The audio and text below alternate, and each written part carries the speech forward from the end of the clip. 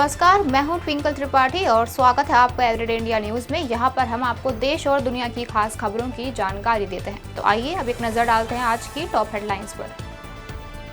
आज की सबसे पहली खबर, केरल सीएम का पीएम मोदी को पत्र, छत्तीसगढ़ में गिरफ्तार ननों के लिए न्याय की मांग। केरल की 2 नन्स को छत्तीसगढ़ में कथित जबरन धर्मांतरण के आरोप में गिरफ्तार किया गया है। इस पर केरल के मुख्यमंत्री पिनाराई विजयन ने प्रधानमंत्री मोदी को पत्र लिखकर हस्तक्षेप की मांग की है। उन्होंने आरोप लगाया है कि नन्स को भीड़ के दबाव में बिना उचित प्रक्रिया के गिरफ्तार किया गया। अब इस मुद्दे ने सांप्रदायिक और संवैधानिक बहस को जन्म दे दिया है। बाराबांकी हादसा, सीएम योगी ने जताया शोक, दिए राहत कार्य तेज करने के निर्देश।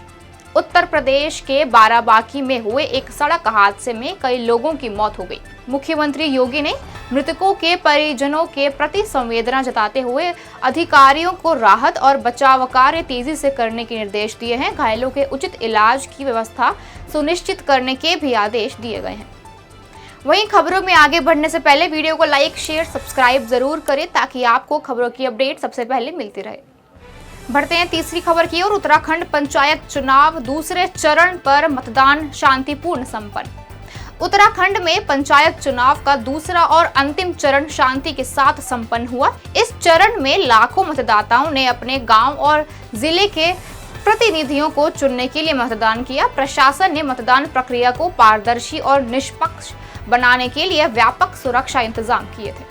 कर्नाटक में 15 महीने में 1182 किसानों ने की आत्महत्या। राज्य सरकार की रिपोर्ट के अनुसार कर्नाटक में पिछले 1.5 साल में 1182 किसानों ने आत्महत्या की है। इसका मुख्य कारण खेती में घाटा, बढ़ता कर्ज और खराब फसल है। बेलगावी, धारवाड़ और हावेरी जैसे जिले आत्महत्याओं के प्रमुख केंद्र रहे हैं, जो राज्य के कृषि संकट की गंभीरता को दर्शाता है। वहीं सदन में चर्चा से पहले इंडिया ब्लॉक के नेताओं की बैठक शुरू। सदन में किसी अहम मुद्दे पर चर्चा से पहले इंडी गठबंधन के नेताओं ने रणनीति तय करने के लिए बैठक शुरू की है। इस बैठक का उद्देश्य सदन में विपक्ष की एकजुटता बनाए रखना और सत्ता पक्ष के खिलाफ प्रभावी रूप से अपनी बात रखना है। यह बैठक आगामी बिलों, मुद्दों या संभावित हंगामों पर साझा रणनीति बनाने के लिहाज से अहम मानी जा रही है।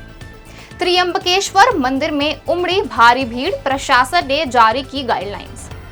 महाराष्ट्र के प्रसिद्ध त्रियंबकेश्वर ज्योतिर्लिंग मंदिर में हाल ही में श्रद्धालुओं की भारी भीड़ उमड़ी।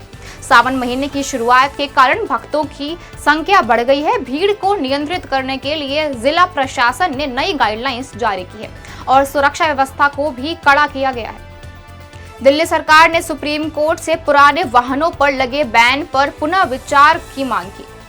दिल्ली की मुख्यमंत्री रेखा गुप्ता ने सुप्रीम कोर्ट से अपील की है कि वह 10 से 15 साल पुराने वाहनों पर लगाए गए बैन पर दोबारा विचार करें। उन्होंने कहा कि सिर्फ उम्र के आधार पर वाहनों को हटाना वैज्ञानिक दृष्टिकोण नहीं है। सरकार का तर्क है कि फिटनेस और प्रदूषण के स्तर के आधार पर फैसला होना चाहिए, न कि सिर्फ उम्र पर। वहीं BS6 तकनीक वाली गाड़ियों को राहत मिल सकती है, दिल्ली सरकार की सुप्रीम कोर्ट में दलील। दिल्ली सरकार ने सुप्रीम कोर्ट में कहा है कि BS6 तकनीक से बनी गाड़ियां बेहद कम प्रदूषण करती हैं। ऐसे में इन्हें सिर्फ उम्र के आधार पर सड़क से हटाना तर्कसंगत नहीं है। सरकार चाहती है कि कोर्ट पुराने वाहनों के पर्यावरणीय प्रभाव पर वैज्ञानिक अध्ययन करवाए। तमिल राजा की विरासत पर छिड़ा नया विवाद, धार्मिक स्थल पर दावे को लेकर बहस। तमिलनाडु में एक ऐतिहासिक मंदिर और राजा की समाधि को लेकर विवाद गहरा गया है। कुछ समूह इसे सांस्कृतिक विरासत मानते हैं तो कुछ धार्मिक प्रतीक। पुरातत्व विभाग ने भी अपनी रिपोर्ट में कहा है कि स्थल का महत्व ऐतिहासिक और सामाजिक दोनों है। बढ़ते हैं आखिरी खबर की ओर। भारतीय वायुसेना की नई भर्ती योजना को लेकर युवाओं में भारी उत्साह।